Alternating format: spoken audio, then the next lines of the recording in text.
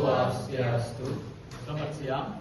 Kami di sini akan menjelaskan materi tentang perjuangan menghadapi ancaman disintegrasi bangsa. Baik, sebelum itu, izinkan kami memperkenalkan diri terlebih dahulu. Mulai dari teman saya.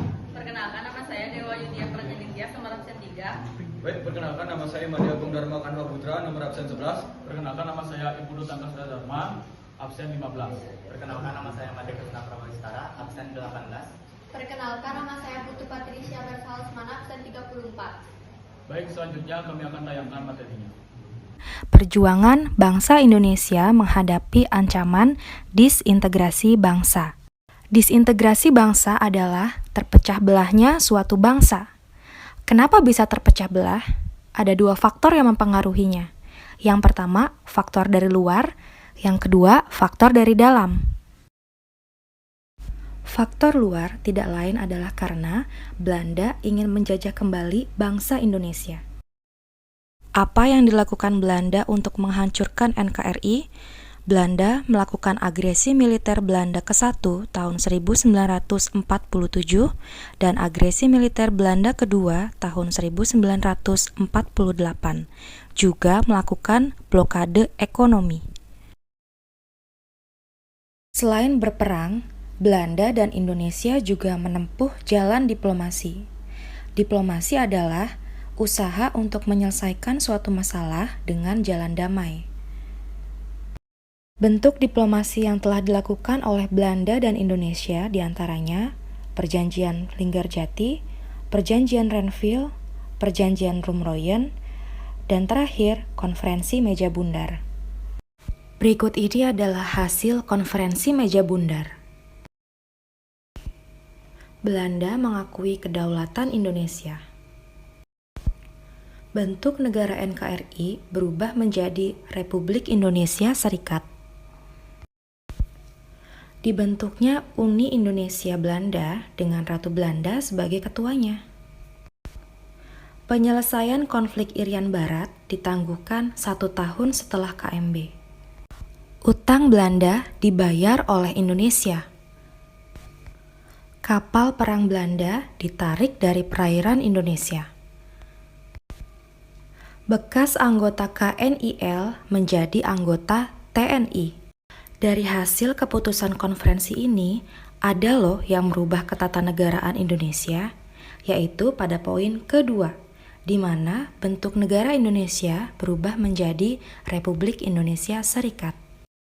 Seperti yang kita tahu, berdasarkan UUD 45, Indonesia menganut bentuk negara kesatuan. Namun, dalam KMB, bentuk negara Indonesia berubah menjadi serikat, yang artinya tidak sesuai lagi dengan UUD 45. Sejak itulah, UUD 45 yang selama ini menjadi hukum dasar negara Indonesia tidak berlaku lagi. Hukum dasar negara yang berlaku saat itu adalah Konstitusi RIS 1949. Sekarang kita akan membahas faktor dari dalam.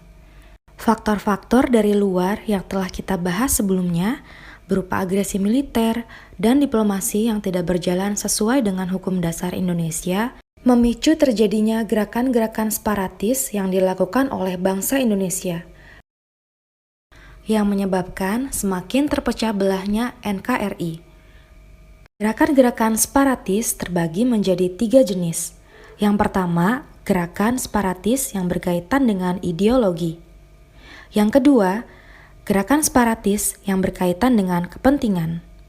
Yang ketiga, gerakan separatis yang berkaitan dengan sistem pemerintahan. Kita bahas satu persatu ya. Gerakan-gerakan separatis yang berkaitan dengan ideologi. Ada gerakan DITII, PKI Madiun, dan G30 SPKI. Gerakan DITII dan PKI Madiun sama-sama dilatar belakangi oleh Perjanjian Renville. Gerakan DITII diawali dari pemimpin Hizbullah, sebuah laskar perang Islam, bernama Kartosuwiryo yang tidak puas terhadap hasil Perjanjian Renville. Perjanjian Renville mengharuskan pasukan divisi Siliwangi untuk hijrah ke Yogyakarta, yang pada saat itu sebagai ibu kota negara Indonesia. Kartosuwiryo tidak setuju jika wilayah Jawa Barat dikosongkan. Ia bersama pasukannya tetap bertahan di Jawa Barat. Bahkan, ia bersama pasukannya menduduki tempat yang ditinggalkan oleh divisi Siliwangi dengan tujuan mendirikan negara yang berideologi Islam dan menjadikan pasukan Hizbullah sebagai tentara Islam Indonesia. Sedangkan pemberontakan PKI Madiun diawali dari kegagalan Amir Syarifuddin sebagai Perdana Menteri yang menandatangani Perjanjian Renville. Ia oleh parlemen diturunkan dari jabatan sebagai Perdana Menteri. Amir Syarifuddin pun marah. Ia dendam lalu membentuk Front Demokrasi Rakyat atau FDR yang berhaluan komunis. Amir Syarifuddin bersama dengan Musso, seorang tokoh komunis, membentuk PKI dan melakukan pemberontakan terhadap pemerintah. Gerakan-gerakan separatis yang berkaitan dengan kepentingan. Ada gerakan APRA, RMS, dan gerakan Andi Aziz. Gerakan-gerakan separatis yang berkaitan dengan sistem pemerintahan. Ada gerakan PRRI dan gerakan Permesta. Dua gerakan separatis ini sama-sama dilatar belakangi oleh ketidakpuasan penduduk daerah terhadap kebijakan pemerintah pusat. Kebijakan tersebut hanya memfokuskan pembangunan di wilayah Jawa saja. Sekian pemaparan materi dari kami. Semoga materi yang kami sampaikan bermanfaat bagi kalian semua. Akhir kata, saya tutup dengan para mesanti. Om Santi Santi Santi.